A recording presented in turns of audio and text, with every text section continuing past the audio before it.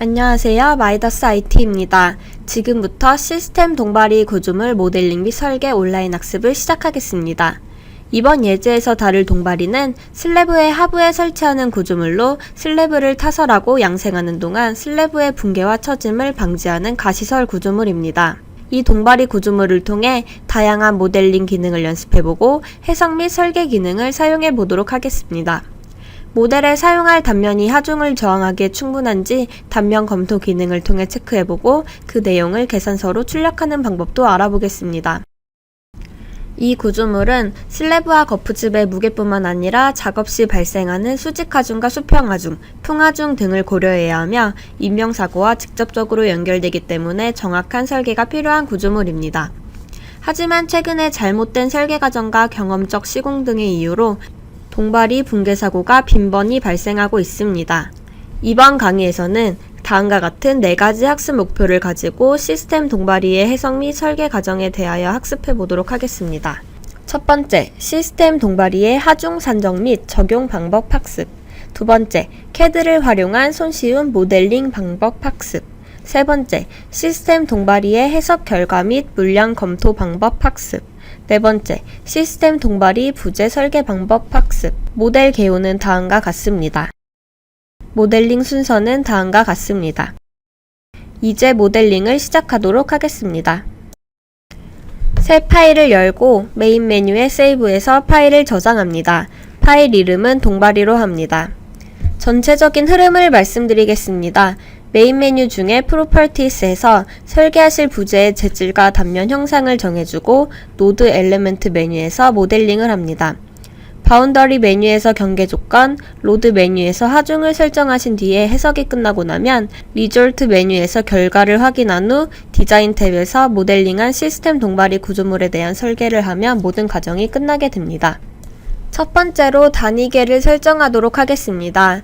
화면 우측 하단에서 단위를 변경합니다. 힘의 단위는 뉴턴, 길이 단위는 밀리미터로 지정합니다.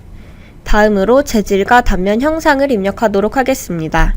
Properties, Material Properties에서 Add를 클릭하여 재질을 입력합니다. Type of Design은 강제이기 때문에 스틸로 그대로 둡니다. 스탠다드는 여러가지 재질을 제공하는 기준을 표시합니다. KS08, 12를 선택합니다. DB는 사용할 강제의 재질을 선택합니다. STK500을 선택합니다. 어플라이를 클릭하면 Properties 창에서 방금 입력한 STK500이 저장된 것을 확인할 수 있습니다. 다음으로 DB STK400을 선택합니다. 어플라이를 클릭합니다. 스탠다드는 KS08을 선택합니다. DB는 SPSR400을 선택합니다. OK를 클릭합니다. 이제 단면 형상을 입력해 보도록 하겠습니다. Properties 섹션 탭에서 Add를 클릭합니다.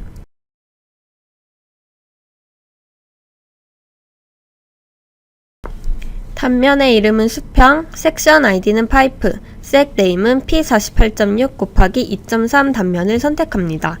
어플라이를 클릭하면 수평 단면이 생성된 것을 확인할 수 있습니다. 나머지 가세, 멍해, 수직, 더미 단면도 첨부 자료를 참고하여 입력합니다.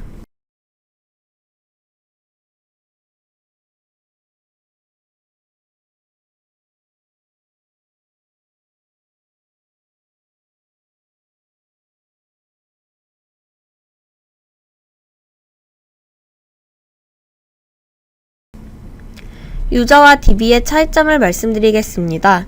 유저는 사용자가 직접 두께를 입력하고 DB는 단면 중 한 가지를 선택합니다.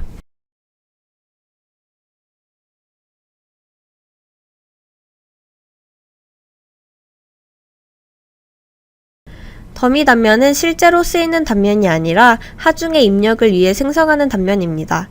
따라서 나중에 삭제할 단면이기 때문에 수치는 상관없지만 자료에서 만들어진 대로 입력하겠습니다. 다음으로 모델 형상을 그리도록 하겠습니다. 노드 엘리먼트 메뉴에서 직접 노드와 엘리먼트 입력을 통해서 모델을 구현할 수도 있지만 CAD에서 입력한 단면을 불러와서 편하게 작업할 수 있는 방법으로 진행하겠습니다. 화면 왼쪽 상단 젠 아이콘 클릭 후 임포트 AutoCAD DXF 파일을 클릭하고 브라우즈를 클릭합니다. 시스템 동바리 정면부를 불러옵니다. All Layers에서 CAD 작업하실 때 여러가지 레이어들을 모두 선택해서 불러올 수 있습니다. All Layers에 있는 레이어를 선택 후 오른쪽 화살표 버튼을 누르면 Selected Layers로 보내집니다. 어플라이를 클릭하면 CAD에서 작업된 시스템 동바리 정면부 단면이 화면에 불러와진 것을 확인할 수 있습니다.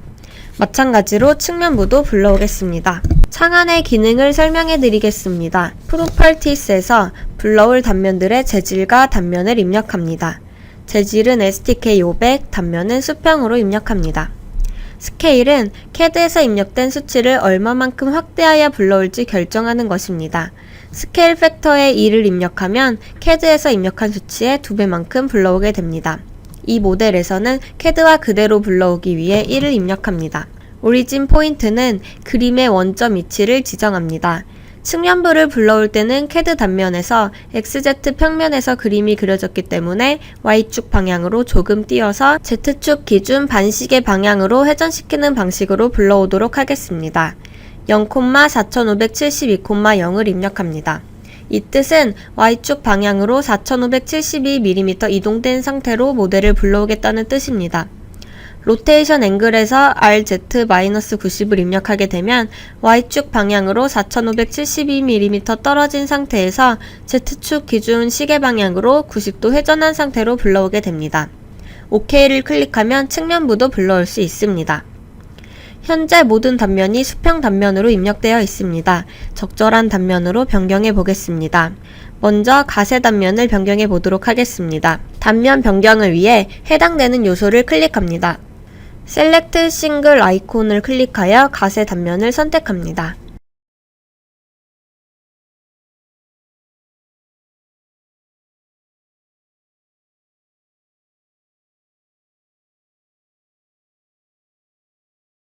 모든 가세 단면이 선택이 되었으면 오른쪽 트리 메뉴에서 가세를 드래그하여 화면으로 옮깁니다.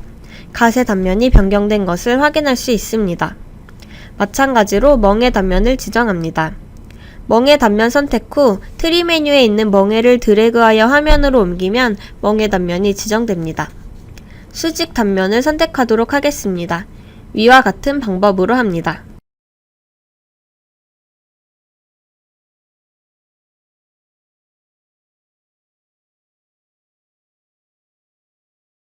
단면이 제대로 변경된 것을 확인해 보려면 트리 메뉴에서 단면을 하나씩 클릭해 보면 확인하실 수 있습니다. 재질을 변경하도록 하겠습니다. 트리 메뉴에서 가세 단면을 클릭 후 컨트롤을 누른 후 수평 단면을 클릭하면 중복 선택이 됩니다. STK 400을 드래그하여 화면에 놓으면 STK 400으로 재질이 변경됩니다. 마찬가지로 멍해 단면을 STSR 400으로 변경합니다. 이제 기본적으로 단면의 재질과 단면 형상이 입력 완료되었고 2차원으로 그려진 구조물의 형상을 요소 복사 기능을 통해 3차원화 시켜보도록 하겠습니다. 노드 엘리먼트 메뉴에서 트랜스레이트 탭을 클릭합니다. 모드는 카피로 하고 복사할 거리는 X방향으로 1219mm 떨어진 간격으로 할 것이기 때문에 1219,0,0을 입력합니다. 트리 메뉴에 직접 입력하여도 되지만 녹색 상태로 활성화된 것을 확인 후 창에서 직접 클릭할 수 있습니다.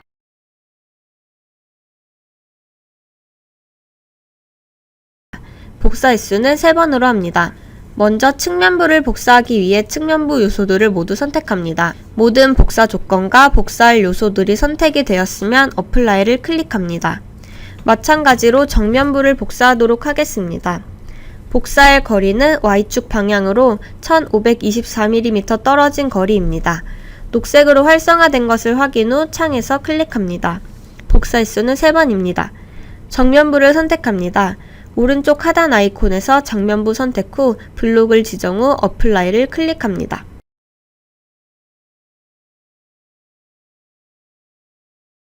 바닥 하중 입력을 위해 더미 요소를 생성하도록 하겠습니다. 구조물 상부에 바닥 하중을 입력해야 하는데요. 현재 폐합 사각형이 형성되어 있지 않아서 사각형을 형성해주기 위해 더미 요소를 입력해줍니다. 노드 엘리먼트 메뉴에서 크리에이트 엘리먼트 탭을 실행합니다.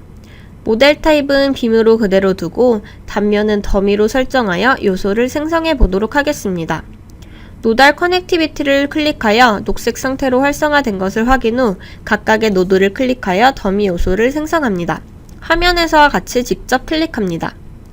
모든 구조물의 형성이 완료되었습니다. 다음으로 바운더리 구속 조건을 입력해 보도록 하겠습니다. 먼저 가세와 수평 부재의 끝단은 실제 구조물에서 힌지를 형성하기 때문에 프로그램상에서 힌지를 어떻게 형성하는지 보여드리겠습니다. 바운더리, 릴리즈 오브셋, 빔 앤드 릴리즈 탭을 클릭합니다. 힌지 조건을 형성할 단면, 즉 수평과 가세 부재를 선택합니다. 부재의 양단을 힌지로 형성할 것이기 때문에 핀드를 클릭 후 어플라이를 클릭합니다. 오른쪽 트리 메뉴 툴을 보시면 빔 앤드 릴리즈 기능이 사용된 것을 확인할 수 있습니다. 다음으로 기둥부 하단의 경계 조건을 정의해 보도록 하겠습니다. 경계 조건을 형성해주지 않으면 프로그램상에서 구조물의 어느 부분이 집안에서 지지하고 있는지 인식을 못하기 때문에 Define Support 기능을 이용하여 기둥 하단부의 경계 조건을 형성합니다. 하단부 절점들을 모두 선택해야 하는데요. 오른쪽 하단의 프론트 뷰를 클릭하여 모델의 정면부를 보고 셀렉트 싱글 아이콘을 클릭하여 블록을 통해 하단부 절점을 모두 선택합니다. D-all과 R-all의 차이점은 D는 각 축에 대한 변이의 구속을 말하는 것이고 R은 각 축에 대한 회전의 구속을 뜻합니다. 변이만 구속해 줄 것이기 때문에 D-all 클릭 후 어플라이를 클릭합니다. 마찬가지로 트리 메뉴에서 서포트가 형성된 것을 확인할 수 있습니다. 이제 하중을 입력해 보도록 하겠습니다. 하중 입력 전에 스태틱 로드 케이시스에서 각 하중들의 케이스를 정리해 보도록 하겠습니다. 네임은 고정 하중, 타입 기능은 하중 조합을 자동으로 생성할 때 하중 속성을 자동으로 인식하기 위해 설정해 주는 것입니다. 우리는 동발이 설치 지침에 따른 하중 조합을 직접 만들어서 사용할 것입니다. 따라서 유저 디파인으로 선택합니다. 마찬가지 방법으로 나머지 하중들도 입력합니다.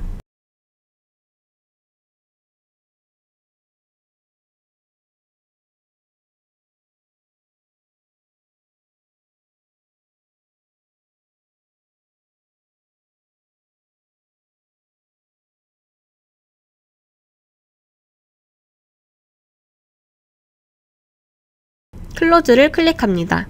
이제 시스템 동발이 구조물의 자중을 입력하도록 하겠습니다. 로드, 스트럭처 로즈, 셀프 웨이트 탭을 들어가시면 모든 부재들의 무게에 대한 하중을 자동으로 계산합니다. 이름은 고정 하중을 입력합니다. Z에 -1을 입력하면 Z축 기준 마이너스 방향 구조물 전체 무게의 1배만큼 하중을 제하하게 됩니다.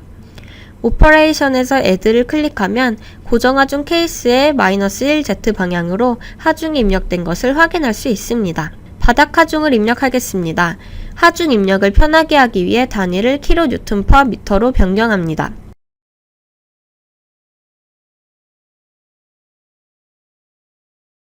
로드, 이니셜 폴스, 디파인 플로어 로드 타입에서 바닥 하중 종류를 먼저 입력합니다. 네임은 바닥 1, 로드 케이스에서 고정 하중과 작업 하중을 선택합니다. 수직 하중은 고정 하중과 작업 하중을 합한 하중입니다. 고정 하중은 철근 콘크리트와 거푸집의 무게를 합한 하중이며 또 슬래브 두께를 0.2m로 가정했습니다. 거푸집 무게는 최소 40km/제곱미터를 적용해야 하므로 최소값을 적용하였습니다. 작업 하중은 슬래브 두께를 고려하여 적용합니다. 슬래브 두께가 0.2m이기 때문에 작업 하중은 2.5kN/제곱미터를 적용하였습니다. 이 기준은 가설공사 표준시방서 2014에 기재되어 있습니다. 따라서 고정 하중과 작업 하중을 합한 수직 하중은 6.9kN/제곱미터입니다. 따라서 각각의 하중을 입력합니다.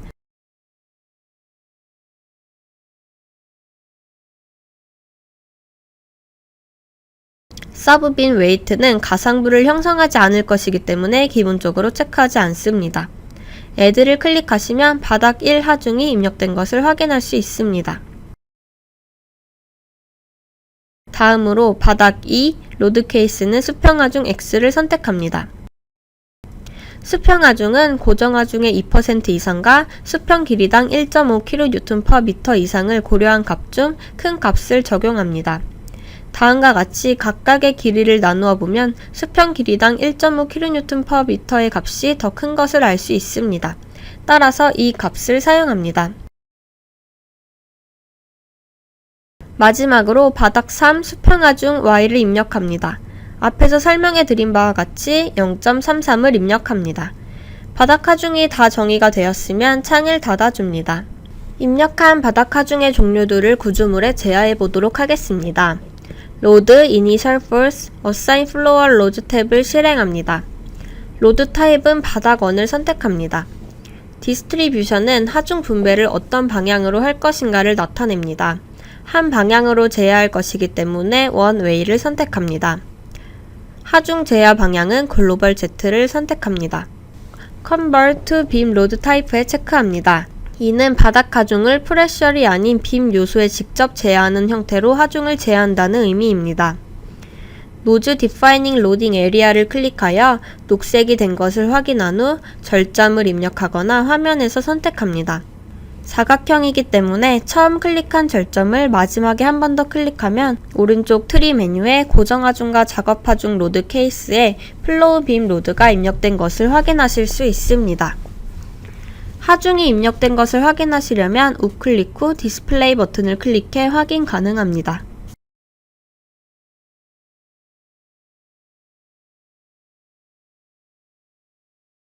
두 번째로 로드 타입은 바닥 2로 선택하고 하중 제어 방향은 횡방향 하중이기 때문에 글로벌 X를 선택합니다.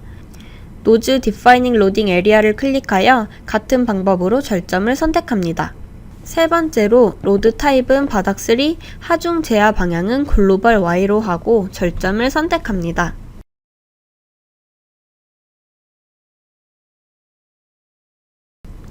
이때 절점 클릭할 때 주의하셔야 할 점은 먼저 클릭한 절점과 두 번째 클릭한 절점의 수직 방향에 있는 빔 요소의 하중을 제어하기 때문에 다른 모델링을 하실 때도 절점의 순서를 유의해 주시기 바랍니다. 트리 메뉴에서 수평 하중, 작업 하중, 고정 하중이 입력이 다 되었으면 다음 하중을 입력합니다. 다음 작업 하중은 길이당 힘의 개념으로 입력할 것이기 때문에 바닥 하중이 아닌 엘레먼트 빔 로즈를 이용해 입력합니다. 로드, 빔 로즈, 엘레먼트 탭을 실행합니다.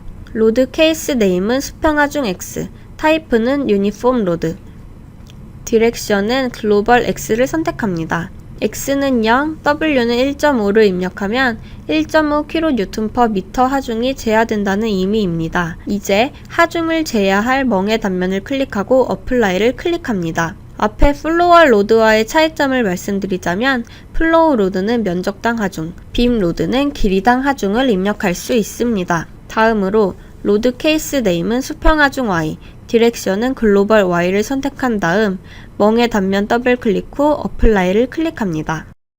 더미 하중은 앞서 제어했던 플로우 로드의 기능을 사용하기 위해 생성한 것이기 때문에 요소를 삭제하도록 하겠습니다. 노드 엘레먼트 메뉴에서 엘레먼트 딜리트 탭을 실행합니다. 삭제할 요소의 더미 단면 더블 클릭 후 어플라이를 클릭합니다.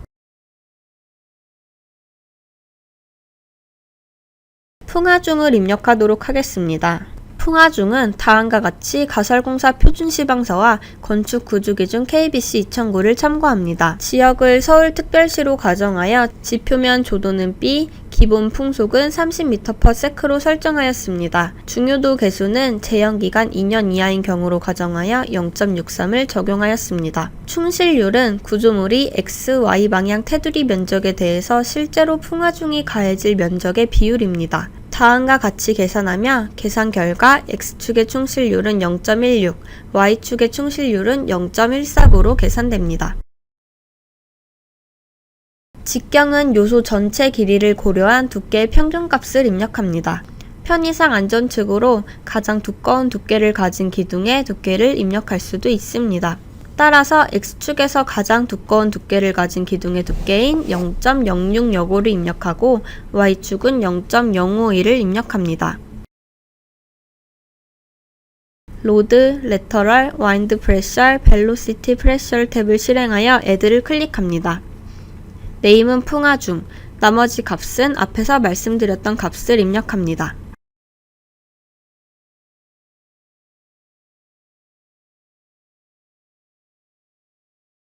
프로그램에서 자동으로 높이를 계산해 주므로 바로 OK 버튼을 클릭합니다. 로드, 레터럴, 와인드 프레셔, 빔 와인드 프레셔에서 하중을 제하합니다. 이름은 풍하중 X, 디렉션은 XY, 앵글은 0, 팩터는 1, 코드는 건축 구조 기준 KBC 2009를 선택합니다. 벨로시티 프레셔 네임은 풍하중입니다. 거스트 팩터의 익스터널 GF 옆에 있는 점점점 버튼을 클릭하여 자동으로 계산하게끔 설정합니다. X 방향으로 하중을 가해줄 것인데요. 구조물의 형상을 보면 멍의 단면이 조금 튀어나와 있습니다. 이 부분을 고려하지 않고 하중을 입력하기 위해서 5.58m가 아닌 4.572m를 입력 후 Calculate를 클릭하시면 위에 입력된 정보들을 통해 자동으로 계산이 됩니다. 다음으로 풍력 개수를 자동으로 계산하는 방법입니다. 왼쪽 트리 메뉴에서 우투 force coefficient 체크 후 우측에 점점점을 클릭하시면 대화창이 뜹니다. 타입은 Open Science and Lattice Frameworks로 선택합니다. 섹션 멤버 타입은 파이프 단면이 주이기 때문에 라운디드 멤버스로 선택합니다. 단면의 충실률은 앞에서 말씀드린 대로 0.16을 입력합니다. 단면의 지름은 0.06역으로 입력합니다. 제너레이트를 클릭하여 풍력 계수가 1.3으로 일정한 것을 확인한 후에 OK를 클릭해 적용합니다. 구조물의 측면을 확인해 보도록 하겠습니다. 구조물의 측면을 선택해 보도록 하겠습니다. 프론트 뷰 기능을 통해 구조물의 측면만 선택합니다. 측면 선택 후 어플라이를 클릭하면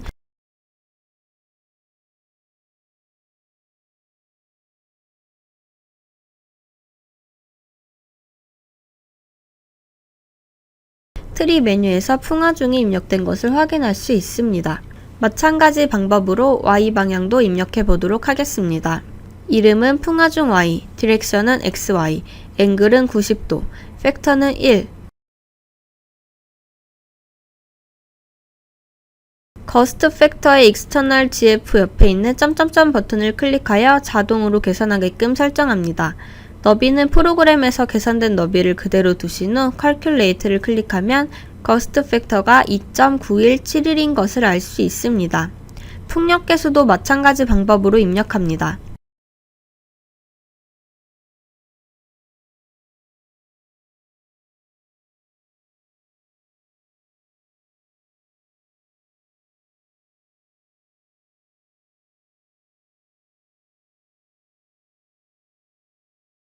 풍력 계수가 입력된 것을 확인할 수 있습니다. 우측 하단의 라이트 뷰 기능을 통해 구조물의 정면부를 선택합니다.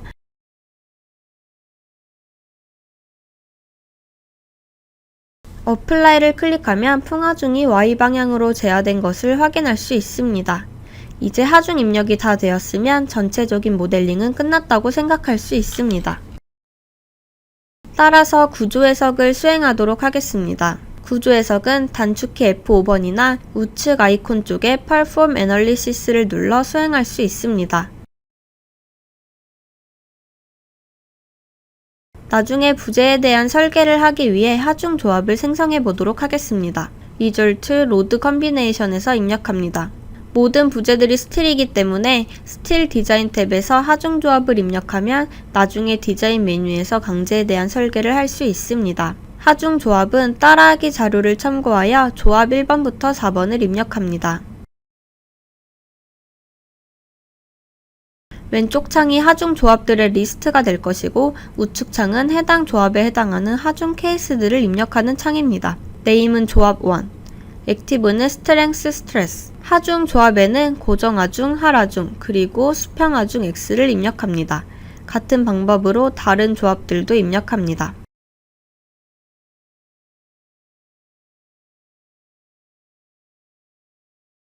조합 3번, 4번은 풍하중과 수평하중의 조합입니다.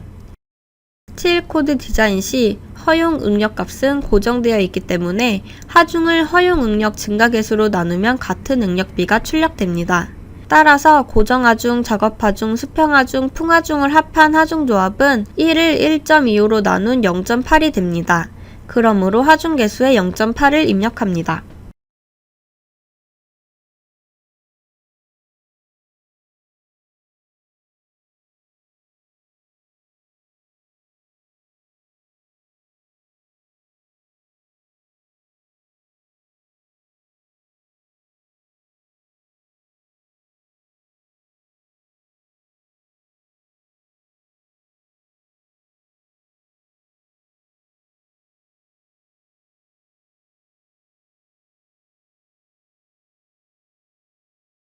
조합 4까지 생성된 것을 확인하신 뒤에 클로즈를 클릭합니다. 이제 해석 결과 반력, 부재력 확인을 하도록 하겠습니다.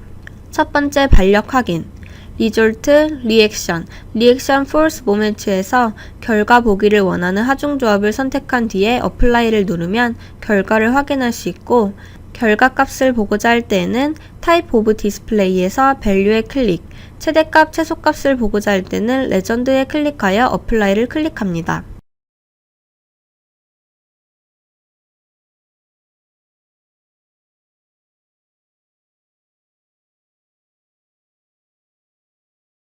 두 번째로 변이를 확인하도록 하겠습니다. Result Deformation, Deformation Contour 탭을 실행합니다. 어플라이를 클릭하면 변이 형성을 확인할 수 있습니다.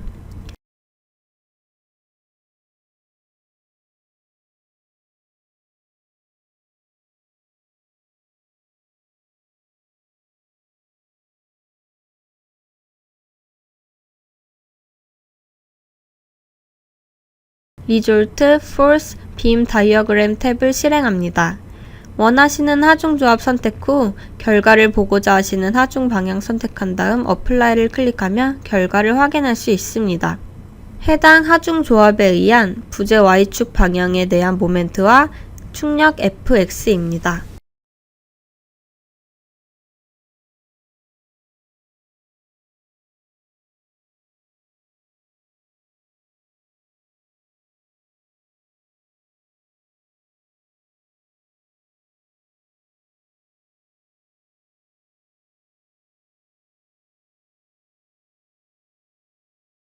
이제 부재 물량을 확인하도록 하겠습니다.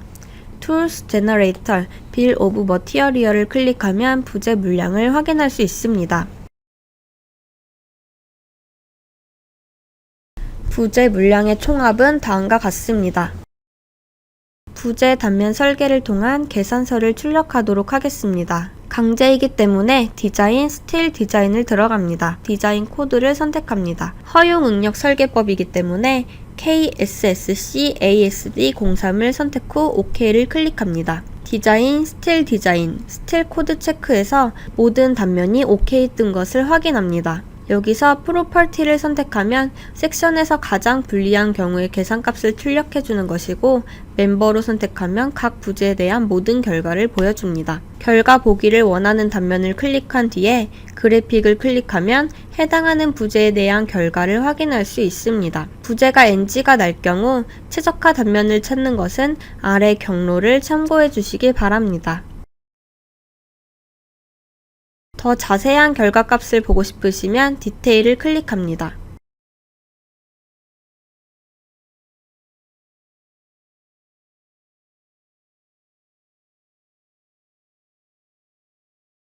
이상으로 동바리 온라인 학습을 마치도록 하겠습니다. 감사합니다.